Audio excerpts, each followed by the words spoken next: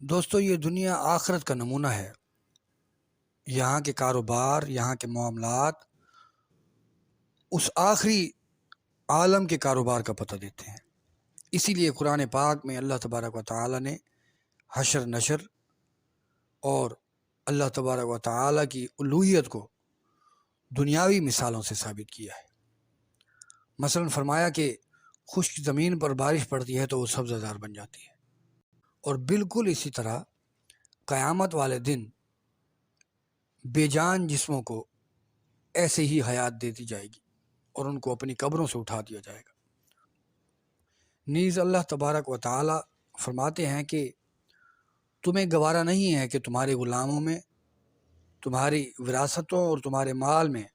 اور تمہارے حقوق میں کوئی اور شریک ہو، تو پھر ہماری ملکیت میں تم بتوں کو کیوں شامل کرتے ہو؟ غرض یہ دنیا آخرت کا نمونہ ہے، اور دنیا میں یہ دیکھا گیا ہے کہ یہاں کے بادشاہ ہر کام اپنے ہاتھ سے نہیں کرتے، بلکہ بہت سے کاموں کے لیے انہوں نے محکمے بنائے ہوئے ہیں، اور اس کی وجہ یہ نہیں ہے کہ بادشاہ مجبور ہے اور وہ خود کام نہیں کر سکتا اور اس لیے وہ عملہ رکھتا ہے، مگر بہت سے امور ایسے ہیں کہ وہ اپنے ماتحت سے کام کرواتا ہے، اور یہ روب شاہی کا تقاضا بھی ہے، یہ بادشاہت کا تقاضا بھی ہے کہ خدام سے کام لیا جائے، اور پھر رعایا کو ہدایت ہوتی ہے کہ اپنی ضروریات زندگی کے وقت ان مقرر کردہ حکام کی طرف رجوع کریں،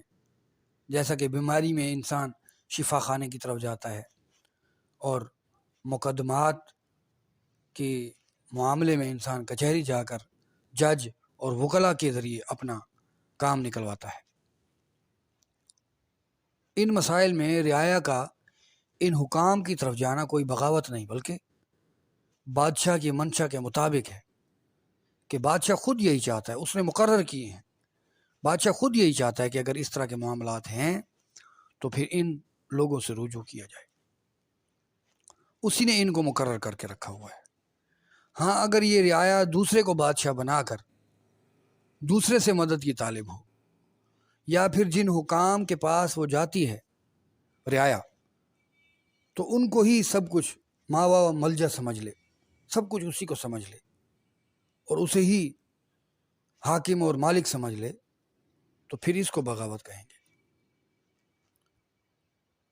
کیونکہ انہوں نے شاہی انتخاب کو چھوڑ کر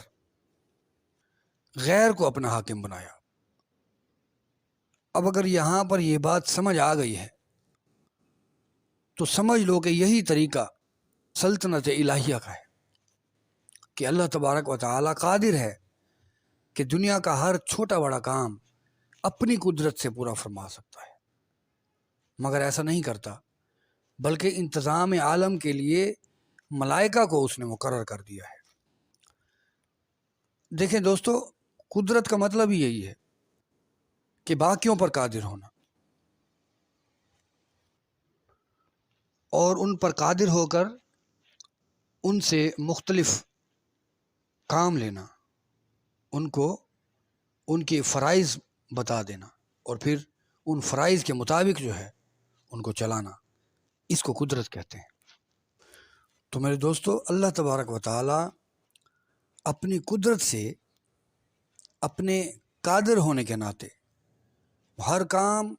اپنی قدرت سے سر انجام دے سکتے ہیں، مگر ایسا نہیں کرتا، بلکہ انتظام عالم کے لیے ملائکہ وغیرہ کو منتخب کر لیا ہے اور ان کے علیحدہ علیحدہ محکمے بنا دیے ہیں۔ مثلا روح قبض کرنے کے لیے ایک محکمہ ہے جس کا اعلیٰ افسر جو ہے وہ حضرت اسرائیل علیہ السلام ہے۔ اسی طرح انسان کی حفاظت، بارش برسانا، رزق پہنچانا، ماؤں کے پیٹ میں بچوں کی شکلیں بنانا اور پھر تقدیر لکھنا، مدفون میتوں سے سوال کرنا، سور پھونکنا، مردوں کو زندہ کرنا، قیامت قائم کر دینا اور پھر قیامت میں دوزخ اور جنت کا انتظام کرنا، مطلب دنیا و آخرت کے سارے کام اللہ تبارک و تعالیٰ نے اپنے ہاتھ سے نہیں فرمائے، بلکہ ان کاموں کے لیے ملائکہ کو مقرر کیا ہوا ہے۔ دوستو بالکل اسی طرح اللہ تبارک و تعالی نے دنیائے عالم کے معاملات کو چلانے کے لیے اپنے مقبول بندوں کے سپرد بھی انتظام کیے ہیں اور ان کو خصوصی اختیار عطا فرما دی ہے۔ تصوف کی کتابوں میں اگر پڑھیں تو پتہ چلتا ہے کہ اولیاء اللہ کے بہت سے طبقے ہیں اور ہر ایک کے ذمہ کوئی نہ کوئی کام ہے۔ اس کی وجہ یہ ہے کہ اللہ تبارک و تعالیٰ ان کا محتاج نہیں، بلکہ سلطنت الہیہ کا یہی تقاضا ہے کہ ان حضرات کو خصوصی اختیارات بھی دیے گئے،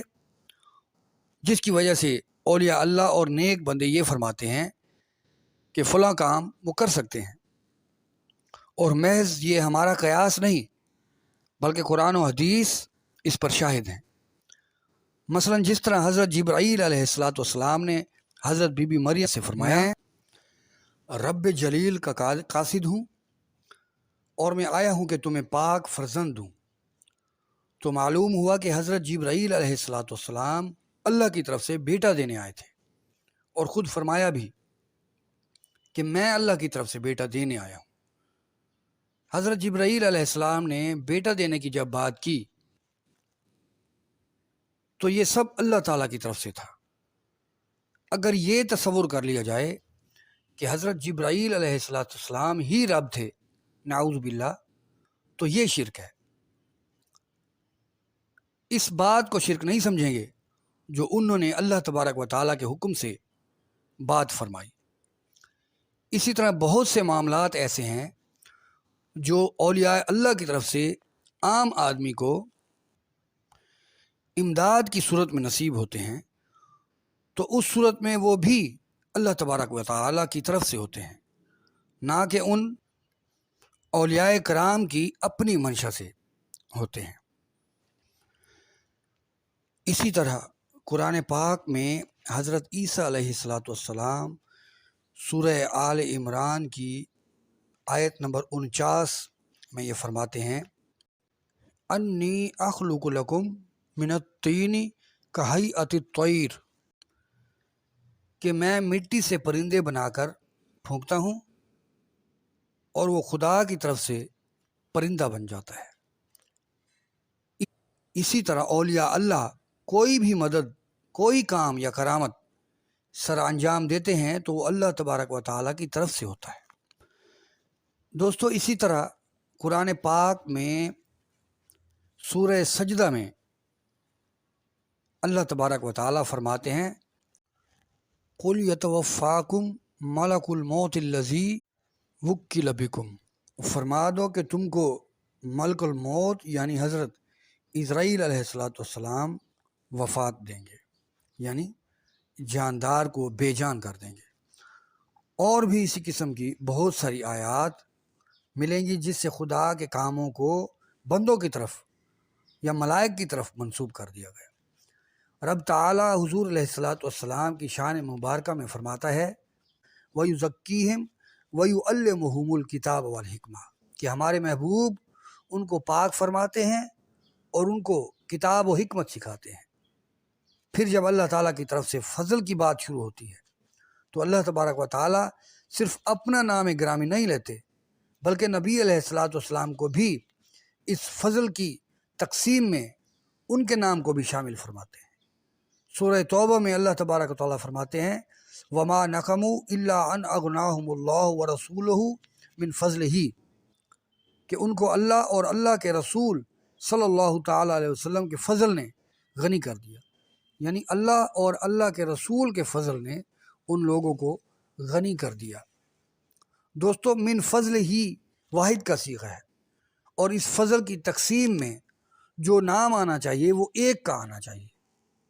من فضل ہی جو ہے اس سے پہلے ایک نام ہونا چاہیے، مگر یہاں پر کیا ہے، یہاں پر اللہ تبارک و تعالیٰ نے اپنا نام اور اپنے محبوب کا دونوں کا نام اس میں شامل کر دیا۔ اغناہم اللہ ورسولہ من فضلہ، یہاں پر اللہ رب العزت نے اپنا فضل نہیں کہا بلکہ اپنے اور اپنے رسول کا فضل فرمایا۔ اور اگر یہ فضل دو میں تقسیم ہوتا تو قرآن میں یہ نہ ہوتا کہ فضل ہی، بلکہ قرآن میں ہوتا کہ فضل ہے ما، دونوں کا فضل،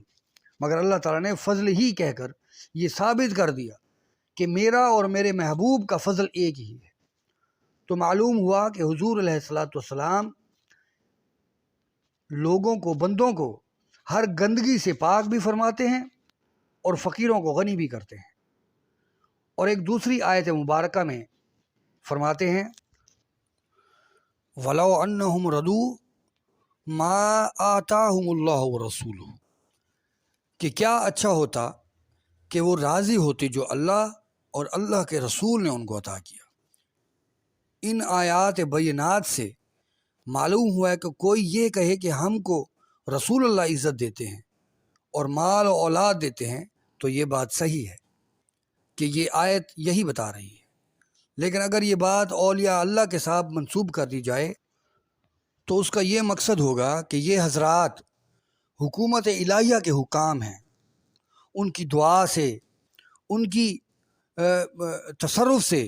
ان کی مدد سے رب تعالیٰ نے ان کو دیا اور پھر وہ ہم کو دیتے ہیں۔ اسی طرح مصیبت کے وقت اولیاء اللہ یا انبیاء کرام سے مدد مانگنا بھی اسی طرح ہوا کہ بیماری اور مقدمہ میں بادشاہ کی رعایا کا، ڈاکٹر یا ان حکام کی طرف جانا، ان سے مدد مانگنا، یہ دونوں ایک ہی چیزیں ہیں۔ اللہ تبارک و تعالیٰ کا غیر وہ ہے جس کا اللہ تعالیٰ سے کوئی تعلق نہیں، یا پھر بت ہو گئے، کفار ہو گئے، یا پھر فرعون ہے، شداد ہے، نمرود ہے، ان کا رب تعالیٰ سے کوئی مطلب نہیں ہے، یہ بت ہیں، یہ غیر اللہ ہیں۔ لیکن جو اللہ کے محبوب ہیں، جو اللہ تبارک و تعالیٰ کے اپنے ہیں، ان سے مدد مانگنا قرآنی آیات اور احادیث صحیحہ اور اقوال فقہا اور محدثین اور خود مخالفین کے اقوال سے بھی ثابت ہے۔ قرآن پاک میں حضرت عیسیٰ علیہ الصلاۃ والسلام نے اپنے حواریوں سے فرمایا میرا مددگار کون ہے؟ فرمایا قال من انصاری الی اللہ، کہ کون ہے جو میرا مددگار ہے، اللہ کے رستے میں جو میرا مددگار ہے۔ انہوں نے جواب دیا قال الحواریون نحن انصار اللہ، کہ انہوں نے فرمایا کون ہے میری مدد کرے جو اللہ کی طرف؟ تو حواریوں نے کہا کہ ہم ہیں آپ کی مدد کرنے والے، اللہ کے دین میں آپ کی مدد کرنے والے ہم ہیں۔ تو دوستو اسی طرح حضرت عیسیٰ علیہ السلام نے اپنے لوگوں سے، اپنے حواریوں سے جو ہے وہ مدد طلب کی۔ پھر ایک اور آیت میں سورہ محمد میں پارہ نمبر 26 میں ہے کہ ان تنصروا اللہ ینصرکم ویثبت اقدامکم، کہ اگر اللہ کے دین کی مدد کرو گے تو اللہ تمہاری مدد کرے گا۔ یعنی اس آیت میں خود رب تعالی جو کہ غنی ہے، قادر ہے، وہ اپنے بندوں سے مدد کے لیے کہہ رہا ہے۔ تو یعنی مدد کا کوئی اتنا بڑا مسئلہ نہیں ہے جتنا ہمارے دوستوں نے مدد کا جو مسئلہ کھڑا کیا ہوا ہے۔ یہ جو ہے یہ صرف دماغوں کا فطور ہے۔ سورہ آل عمران میں اللہ تبارک و تعالیٰ نے خود فرما دیا ہے، اللہ فرماتا ہے کہ ان کے دلوں میں زیغ ہے، ان کے دلوں میں فطور ہے، ٹیڑھا پن ہے، کہ جو ایسی آیات کو اٹھا کر اور لوگوں میں فتنے کو کھڑا کر دیتے ہیں۔ اب ہم ہر جگہ دیکھتے ہیں کہ لکھا ہوتا ہے کہ یہ میرے لیے اللہ ہی کافی ہے۔ تو یہ اگر اللہ کی تعریف میں لکھا ہوتا تو کیا بات تھی، مگر یہ حضور علیہ الصلاۃ والسلام اور اولیاء کرام کی نفی میں اگر یہ چیز لکھ دی جائے تو پھر اس کا جواب بھی ہمارے پاس ہے کہ سورہ تحریم میں اللہ تبارک تعالیٰ فرماتے ہیں فَإِنَّ اللَّهَ هُوَ مَوْلَاهُ وَجِبْرِيلُ وَصَالِحُ الْمُؤْمِنِينَ، اور سورہ توبہ میں فرما دیا یا ایھا النبی حسبک اللہ ومن اتبعک من المؤمنین، کہ اللہ فرماتا ہے آپ کو اللہ اور مطیع مسلمان کافی ہیں۔ تو پھر اس آیت کو کہاں لے کے جائیں گے؟ یہ حقیقت ہے کہ وہ اولیاء کرام اور نبی علیہ الصلاۃ والسلام کی نفی میں یہ جو ہے میرے لیے اللہ کافی ہے یہ لکھتے ہیں، حالانکہ ان کو ثواب کی صورت میں لکھنا چاہیے تھا۔ تو یہ وہ آیات ہوتی ہیں متشابہات جن کو اللہ تبارک و تعالیٰ نے فرمایا سورہ آل عمران کی آیت نمبر 7 میں کہ جو متشابہات آیات ہوتی ہیں وہ ان کو لے کے پھرتے رہتے ہیں. ان کا مقصد یہ ہوتا ہے کہ دوسرے مسلمان کو غلط ثابت کرنا ہوتا ہے. انہوں نے یہ فساد اور جھگڑا پیدا کرنے کی نیت سے. یا آپ پڑھیں سورہ آل عمران کی آیت نمبر 7 میں یہ بیان ہے، یہ کہا گیا ہے. تو ہم اپنے موضوع کی طرف آتے ہیں.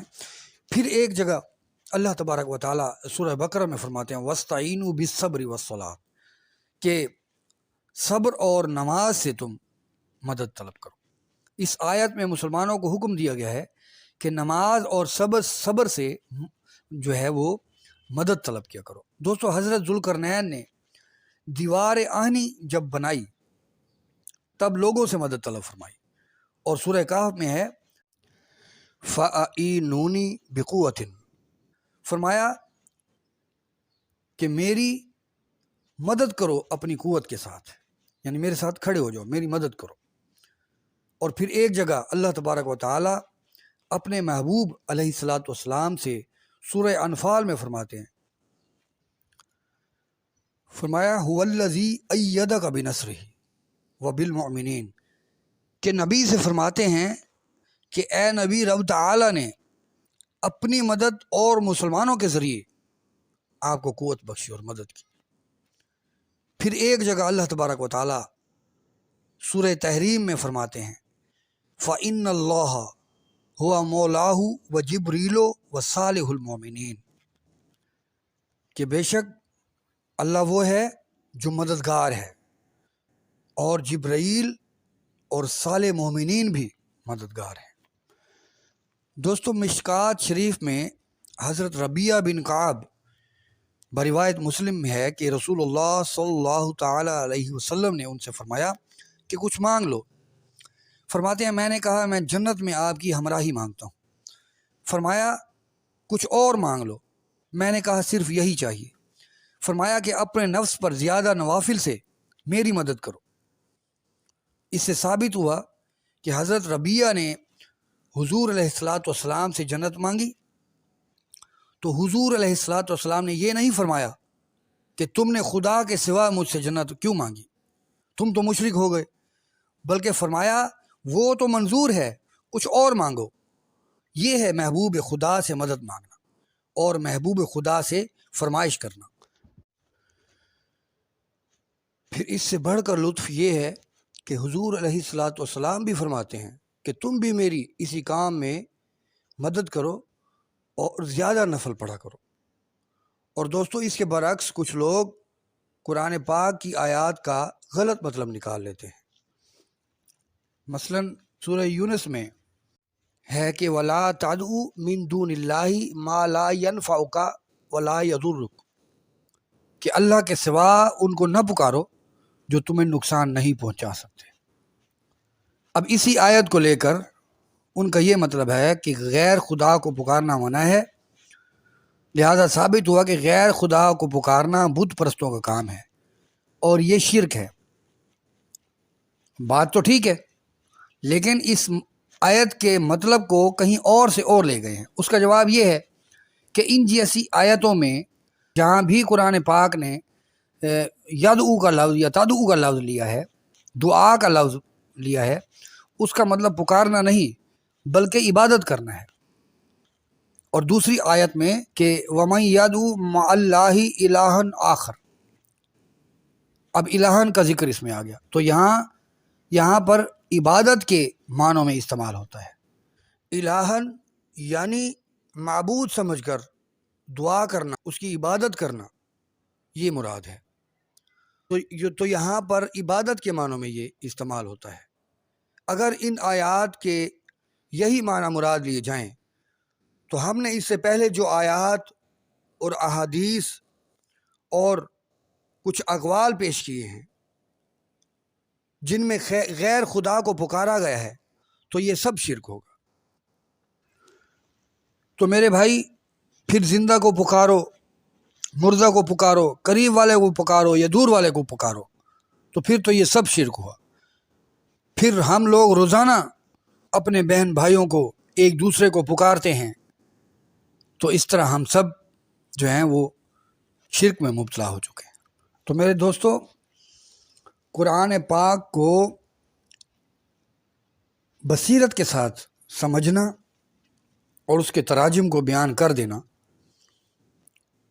یہ بہت اعلیٰ بات ہے۔ اس لیے صحبتیں بصیرت و دانائی کے لیے جو ہیں وہ اہم اعلی کار ہیں۔ صحابہ کرام نے حضور علیہ الصلاۃ والسلام کی صحبتوں اور محبتوں میں بیٹھ کر جب قرآن پاک کو پڑھا اور سیکھا تو پھر قرآن پاک کے تراجم میں اور تفاسیر میں کسی قسم کی بے ادبی کے مرتکب نہیں ہوئے۔ اسی لیے جن لوگوں نے صحبت اولیاء سے اعتراض کیا، پھر جب ان لوگوں نے قرآن پاک کے تراجم اور تفاسیر کیے تو اس طرح کی متشابہات آیات کو جس انداز سے بیان کیا تو پھر اس طرح لوگوں میں جو ہے وہ انتشار پیدا ہوا اور اس طرح فرقے بن گئے۔ اور قرآن پاک کا ترجمہ، قرآن پاک کی تفسیر بحوالہ احادیث مبارکہ اللہ کے رسول علیہ الصلاۃ والسلام نے یہ 1400 سال پہلے بیان کر دی تھی۔ اگر ان احادیث اور تفاسیر کو اٹھایا جائے تو اس میں ہمیں یہ بات واضح ہو جائے گی کہ جتنے بھی اولیاء اللہ پر اور محبان اہل بیت، محبان اولیاء کرام پر جو یہ الزام لگایا جاتا ہے یہ بے بنیاد ہے۔ دوستو، دور نبوی میں حضور علیہ الصلاۃ والسلام کے ساتھ صحابہ کرام بھی تھے اور اہل بیت بھی تھے۔ دین اسلام کی ترویج میں صحابہ کرام کا بھی حصہ تھا اور اہل بیت کرام کا بھی حصہ تھا۔ صحابہ کرام کے حوالے سے بھی ہمیں احادیث اور تفاسیر و تشریحات ملتی ہیں، جبکہ اہل بیت کرام کی طرف سے بھی ہمیں قرآن پاک کی تفاسیر اور احادیث و اقوال ملتے ہیں۔ مسئلہ یہ ہوا کہ دور نبوی کے بعد کچھ لوگ اصحاب و اہل بیت کے معاملات کو لے کر مبالغہ آرائی پر اتر آئے۔ اس ضمن میں کچھ لوگ صحابہ کرام کے حق میں کھڑے ہو گئے اور کچھ لوگ اللہ تبارک و تعالی اور اس کے رسول کو چھوڑ کر اور شریعت محمدی کو چھوڑ کر اہل بیت کے ساتھ متصل ہو گئے۔ یوں آیات متشابہات کو ان لوگوں نے اپنی اپنی ڈھال بنا لیا۔ انہوں نے دین اسلام جو ایک مکمل نظام اور ایک مکمل ضابطہ حیات تھا اور جو قرآن پاک کے تراجم اور تفاسیر تھی اور جو مختلف احادیث تھی، ان تمام چیزوں کو اپنے اپنے مطلب کے لیے علیحدہ علیحدہ چن لیا۔ آج ہم دیکھ سکتے ہیں کہ جو اہل نجد تھے انہوں نے جتنی بھی احادیث اور تفاسیر بیان کی ہیں ان میں اہل بیت کرام کی روایت کی ہوئی نہ کوئی حدیث کا حوالہ ہے اور نہ ان کی بیان کی ہوئی تفاسیر ہے اور نہ ہی تفاسیر کی حوالہ جات۔ اور اس کے برعکس جنہوں نے اہل بیت کرام کی محبت کا بیڑا اٹھایا ہوا ہے وہ صحابہ کرام کو بہت کم احادیث اور تفاسیر اور ان کے اقوال کے لیے لیتے ہیں، جس کی وجہ سے امت مختلف فرقوں میں بٹتی جا رہی ہے۔ مگر جو لوگ اہل بصیرت ہیں اور جو اس حدیث مبارکہ جس میں حضور علیہ الصلاۃ والسلام نے فرما دیا کہ میرے اصحاب ستاروں کی مانند ہیں اور میرے اہل بیت کشتی نو کی مانند ہیں، اور اس کے علاوہ جو لوگ اہل عشق اور اہل اللہ سے محبت اور ان کی صحبت کا دم بھرنے والے ہیں، وہ سوچ لیتے ہیں کہ اسلام تو صحابہ کرام اور اہل بیت کے ساتھ تھا، یہ علیحدہ علیحدہ کیوں ہو گئے؟ اور دوستو، اس طرح آیات متشابہات کو لے کر دلوں کے فطور اور دلوں کی کجی کو لے کر تقریباً ہر فرقہ وارانہ سوچ رکھنے والے لوگ قرآن پاک اور احادیث کے ترجموں میں تبدیلیاں کر کے اپنے اپنے مسالک کو حق اور سچ کر لیا ہے۔ یہاں تک کہ قادیانیوں نے جو کہ دائرہ اسلام سے خارج ہیں انہوں نے بھی قرآن پاک کے تراجم میں تبدیلیاں کر کے ایک نیا ترجمہ مرتب کر لیا ہے، جس میں انہوں نے ختم نبوت کے عقیدے کو بھی تار تار کر دیا ہے۔ بس اللہ تبارک و تعالی ہمیں سمجھ عطا